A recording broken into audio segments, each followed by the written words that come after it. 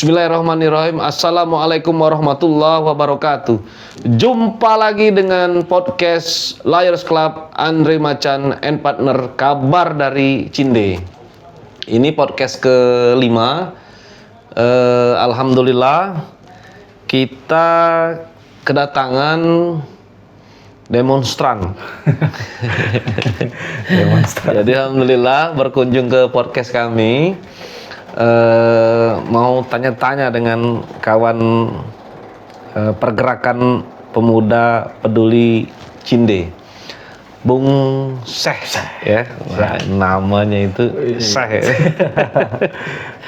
Bung Syekh, kami kan dapat informasi nih bahwa teman-teman ini melakukan aksi unjuk rasa di Kajati, Sumsel, kaitan soal kasus pasar Cinde ya. Pertanyaan yang paling mendasar itu, kenapa peduli dengan kasus pasar Cinde ini? Oke, terima kasih Bang Dedek Caniago, ya, senior saya ini. Terima kasih Bang.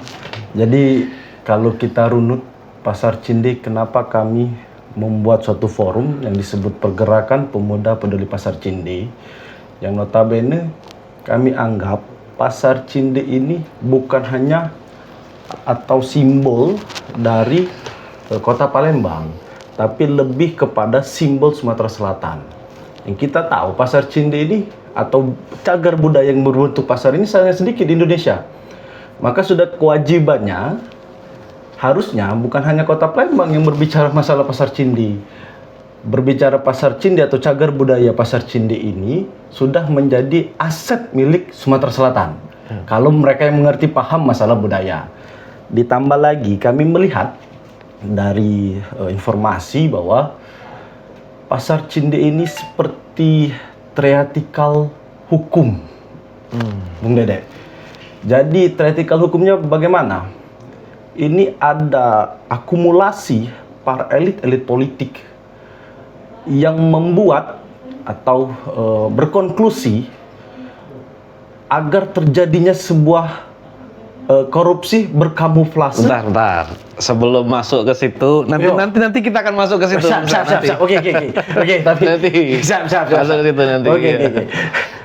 Nah, jadi latar belakang kenapa peduli dengan kasus Cinde ini artinya ada satu ikon bukan hanya milik kota Palembang tapi Sumatera Selatan yang hancur lebur ya. Kira-kira seperti itu. Yang hancur lebur, kemudian mangkrak juga. Mangkrak. Kalaupun misalnya sudah hancur lebur, kemudian gedungnya ini atau pasar dibangun lagi, mungkin kan sudah sedikit terobati ya dari sisi pedagangnya untuk berdagang. Tapi kan ini sudah hancur lebur, pedagang jadi korban dan lain-lain, sehingga itulah yang menjadi dasar pergerakan pemuda peduli pasar Cinde bergerak. Awalnya. Kelompok forum itu terbentuk. Kelompok forum ini terbentuk. Nah, jadi Bung, saya pertanyaan yang kedua, yang kami dapat informasi salah satu di dalam tuntutan aksi itu minta yang bertanggung jawab atau yang berdosa terhadap Cinde itu minta diusut, minta dibongkar, minta diseriusi, dan kalau bahasa intelektualnya itu yang sudah dipanggil menjadi saksi itu minta ditetapkan jadi tersangka ya. Kenapa, Bung?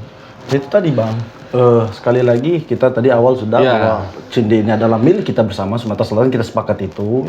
Nah, hari ini ketika memang Kejati mengeluarkan 5 tersangka, 5 tersangka yang sudah dirilis oleh Kejati, kita juga harus berpikir bahwa kawan-kawan eksekutif atau dulu yang menjabat sebagai eksekutif tidak akan pernah bergerak sendirian permasalahan ini. Ini yang menjadi dorongan kami. Kita harus mengkaji ini lebih dalam. Kami anggap ketika memang kita pikir seperti inilah, kalau ada ular lah, palanya dapat, kemungkinan badannya juga ikut. Nah, ini jangan sampai selesai hanya di atas kepala. Semua yang terlibat, melihat, mendengar atau mendiamkan permasalahan ini yang bisa merusak pasar Cinde, merusak budaya kita, merusak potensi perkumpulan niaganya emak-emak, kira-kira dengan atas dasar modernisasi, tapi itu menjadi konklusi korupsi berjamaah. Pandangan kami ya, menurut pandangan kami menjadi korupsi berjamaah. Kenapa kami bisa ngomong seperti itu? Karena terlibatnya itu kongkong eksekutif yang mereka menjabat. Pertama, mantan gubernur Bapak Haji Alik Nurdin Sudah tersangka. Bapak mantan wali kota Harno Joyo sudah tersangka. Dan kita secara kasat mata lah, mungkin Bang Dede sudah paham lah kalau kajian advokasi seperti itulah. Di dalam aksi itu kan kami juga dapat informasi baik dari media online maupun video-video dari TikTok dan IG. Kami lihat aksi itu ada minta Pak Wagub, Pak IM minta naikkan status jadi tersangka. Ya, jelas. Kenapa, Bung? Ya, karena seperti ini, ketika itu, kita runut cerita ya. Ketika itu, Pak Harno Joyo itu melakukan, mengirim surat ke Pemprov. Mengirim surat ke Pemprov, ditolak, tapi dikirimkan surat lagi, bahwa penghapusan bisa direvitalisasi bahasanya, atau dibuat pasar modern itu, kalau pasar itu tidak menjadi asetnya dari dari pemerintah kota Palembang. Oh, itulah dipanggil dua kali saksi tadi, karena tanda tangan itu ada tanda tangan. Nah, ini yang menjadi condongan kami bahwa kejaksaan itu harus mengusut tuntas masalah ini, jangan setengah-setengah, karena tidak mungkin ada asap kalau tidak ada api. Kan seperti itu kan kita lihat. Tambah lagi ini menjadi kritik saksi kami juga kepada Kejati, karena yang dipanggil ini agak melenceng, tapi menjadi salah satu simbolik kita juga sebagai kawan-kawan pergerakan. Jangan sampai stigma ketika orang berjabat, mohon maaf, berjabat di eksekutif ataupun legislatif, mereka tidak dipanggil atau tidak berani ditetapkan tersangka karena mereka masih menjadi jabatan politik. Ketika mereka mundur atau mereka tidak lagi menjadi jabatan tersangka, jabatan politik, mereka dengan mudahnya kasus mereka naik. Nah, ini stigma ini harus kita hilangkan. Dan kami percaya Kejati itu harus berani, karena kita paham Bapak Saudara IM, boleh inisial atau langsung aja ya, yang menjadi saksi itu Bapak itu kan sekarang menjadi anggota DPR RI Sumatera Selatan. Jangan tunda-tunda ini kasus ini. Ketika memang dia sudah menjadi dua saksi, harus dikeluarkan, ataukah dia terlibat atau tidak. Jangan tidak ada keputusan ngambang ini. Kejati tidak mengeluarkan statement atau hanya sebatas saksi, atau memang dia sudah masuk ke penyelidikan, mereka sudah masuk ke arena tersangka, harus ada statement. Nah, ini yang kita tunggu, yang kita desak juga Kejati Sumatera Selatan untuk memberikan statement. Jangan cuma masalah dua mereka sudah kalaupun saksi, memang bersalah, berani langsung naikkan status sebagai tersangka. Keluarkan statement seperti yang lalu-lalu. Dan kami harap dari aksi kami mendorong pihak Kejati berani, dan kami yakin pihak Kejati Sumatera Selatan berani. Selain mantan Wagub tadi, Pak, ada juga kami mendengar dalam video-video yang tersebar aksi yang Bung Syekh tadi dari Pergerakan Pemuda Peduli Pasar Cinde, dalam juga berita-berita online itu ada juga mantan ketua pansus yang sekarang bupati ini, udah apalah kita. Bung juga minta itu ya dipertanggungjawabkan ya. Itu kenapa itu? Salah satu yang kami suarakan tadi, Bang. Tadi salah satu yang kami suarakan di Kejati Sumsel bahwa peluru atau yang terlibat dalam ini bukan hanya satu orang atau dua orang. Ini sudah berkomunal, sudah berkelompok mereka. Pasar Cinde itu, maka kerugian itu sampai 1 triliun kan. Nah, DPRD pada tahun 2017 itu membentuk pansus kan. Nah, pansus ini tidak mungkin mereka tidak mengerti. Pansus ini kan hadir ketika ada penolakan dari masyarakat. Mereka dibuat pansus lah. Kira-kira kan itu. Baru mereka membuat rumusan atau mengkaji masalah Raperda. Oh, ini hampir sama dengan podcast kami pertama, yang narasumbernya perspektif politik dari Dr. Ade Indra Caniago, yang dia bilang bahwa dia permainan ini tidak mungkin berdiri sendiri. Tidak mungkin. Karena legislatif dan eksekutif dia mungkin ada kolaborasinya itu. Makanya ada pansus soal Cinde. Cinde itu. Pansus itu kan dibentuk ketika ada desakan dari masyarakat. Ketika pansus itu tidak ada desakan, mereka tidak mungkin membuat pansus. Nah, harusnya pansus atau tim pansus yang mewakili suara rakyat itu mengkajinya lebih dalam lagi dan lebih komprehensif. Tapi ternyata rekomendasi yang keluar apa? Dua rekomendasi yang keluar itu sepertinya kayak kita anggaplah seperti bahasa melarang tapi seperti memuluskan ini, menipu masyarakat. Bahasanya kalau kita lihat kaji atau kita refleksi di berita-berita itu, pansus itu sampai bilang ada salah satu media terus kita kaji refleksi, pansus itu sampai bilang oh bagus karena pasar Cinde akan dibuat modernisasi, akan seperti PIM, akan seperti apapun. Mereka tidak paham bahwa modernisasi itu bukan hanya sebatas bangunan, Bang. Tapi kita juga harus menjaga atau mengkonsolidasi perniagaan itu sesuai dengan budaya kita, kan gitu, seperti itu. Kalau yang sudah dipanggil oleh Kajati ini kan, yang kami lihat di media sosial ada 74 saksi. 74 saksi. Baik itu pemerintahan provinsi maupun pemerintahan kota Nah, salah satu, salah dua, atau salah tiga kan sudah disebut oleh kawan-kawan pergerakan pemuda peduli Cinde Misalnya ada tadi Pak Wagub, kemudian ada ketua juga pansus. Misalnya ketua pansus, ini Pak JM ya. Terkenal JM ya. Ada juga tadi disebut juga oleh kawan-kawan ada mantan PLT PUCK Pak Basar. Ada juga mantan BPN Kota Palembang ya. Sekarang Bupati Renim ya. Nah, sebentar saya potong. Ya. Bapak tahu arena-arena ini? Mereka lagi menjabat semua, Bapak. Ini yang kita tantang Pak Kejati. Mohon tangkap. Mereka ini lagi menjabat, kenapa tidak berani seprogresif? Dia Pak Kejati itu memeriksa Pak Alek Nurdin dan Pak Walkot, mantan Walkot. Ini yang hari ini kita pertanyakan dengan Pak Kejati Sumatera Selatan untuk memberikan taring dia. Kita paham lah, mereka lagi berjabat ini. Kalau Kajati tidak berani atau tidak sungguh-sungguh, kita ngeri kalau presiden marah ya. Presiden suka marah-marah. Suka marah-marah kan. Kalau tidak benar ini kan. Iya, itu harus kita proses. Bahkan kami sampai berpikir di forum itu, apakah kita harus ke Kejagung kan? Kejagung untuk apa? Bukan mendesak sih, untuk meminta Kejagung juga menyoroti kasus ini. Karena ini menjadi kasus yang bagi kami ketika memang didiamkan, praktikal politik memanipulasi hukum itu akan terus berjalan, Bang. Itu juga ya. Saya yakin tidak akan stop di kepemimpinan ini. Kita ini harus meninggalkan legacy. Kami bergerak harus meninggalkan legacy untuk kedepannya. Bahwa wanti-wanti praktikal ini akan terus berjalan kalau kita tidak benar-benar tuntaskan. Kasus Cinde ini ngeri juga ya. Oh Bang, ini menjadi bisa jadi mega proyek, bisa jadi mungkin tersangka berjamaah. 1 triliun Bang. Dan yang penggeraknya ini kan kawan-kawan disebut tokoh politik juga salah, tokoh pemuda juga yang atau mereka. Jangan-jangan memang kalau dari narasumber yang podcast pertama itu budayawan bilang ini ada perspektif religinya ini kualat, mereka ini menghancurkan cagar budaya, mereka ini tidak menghormati makam pendiri Kesultanan Palembang. Kan ada di Cinde itu kan ada makam. Bentar, ini lebih luas lagi Bang.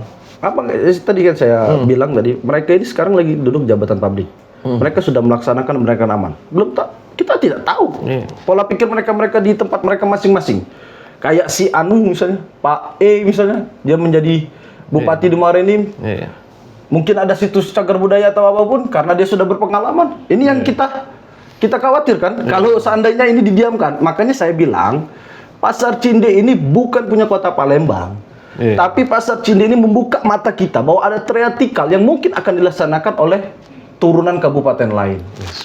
Kira-kira kan seperti itu pemikiran kita. Karena ini menjadi ruang kita untuk menunggu keberpihakan Kejati pada hukum, yang kata hukum itu akan tetap ditegakkan walau bumi runtuh, kira-kira kan seperti itu kan. Hukum itu akan kita tegakkan walau bumi runtuh. Ini yang menjadi debatan kami di forum, kenapa kami juga harus bergerak dan terus mengawal kasus ini. Kira-kira seperti itu. Ngomong-ngomong, tuntutannya ini apa, Bung? Kujingo banyak. Apa tuh tuntutannya? Yang pertama Bang, tuntutan kami, ini catat saya lihat dulu handphonenya. Karena tapi secara garis besar kami meminta Pak Kejati itu tetapkan Bapak yang terhormat, yang terhormat ini Bapak IM lah kira-kira kan, yang menjadi saksi dan kami duga dia terlibat untuk dinaikkan menjadi tersangka. Itu yang pertama, yang kami, karena sekali lagi kami meyakini pasti mereka terlibat. Kalaupun keyakinan kami ini mungkin belum bisa dibuktikan secara fakta, tapi kami yakin Kejati bisa menilai itu pasti terlibat lah, kira-kira seperti itu. Yang kedua juga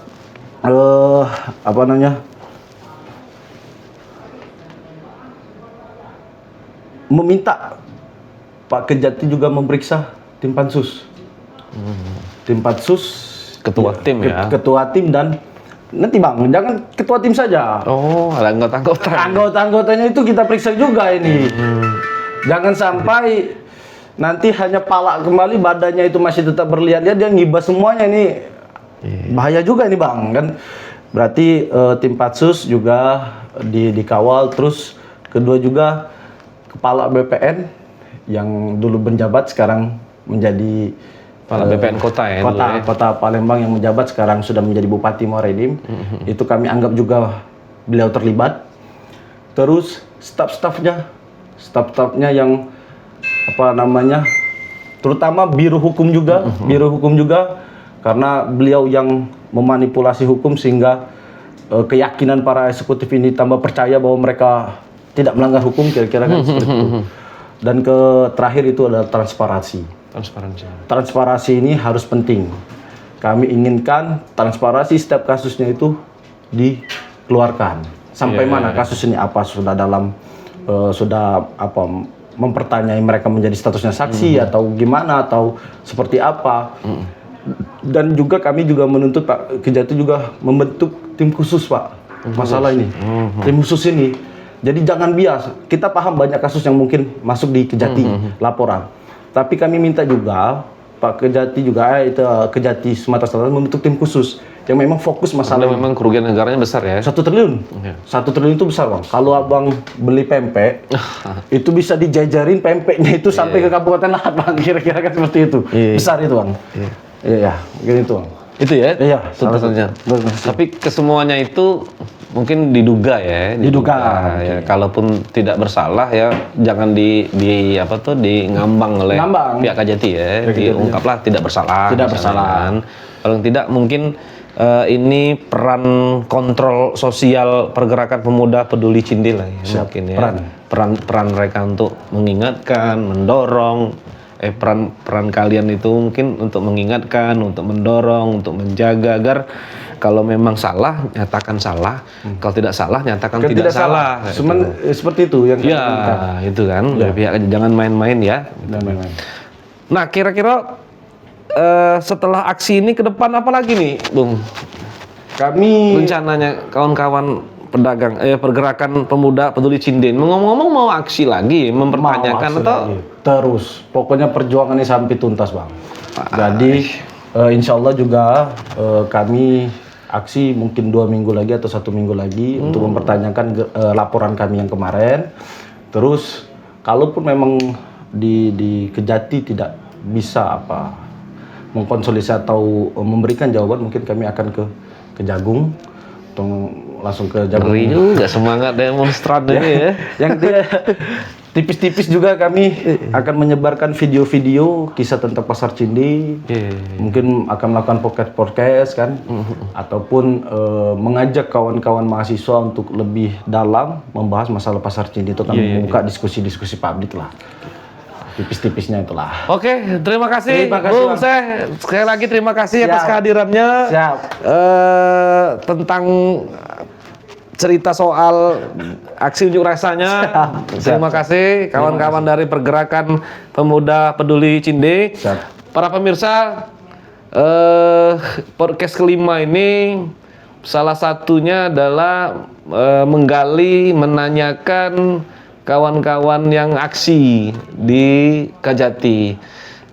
Anda yang bisa menyimpulkan, Anda yang bisa menganalisa, para pemirsa, jumpa lagi nanti di kabar dari Cinde berikutnya. Assalamualaikum warahmatullahi wabarakatuh. Salam perjuangan.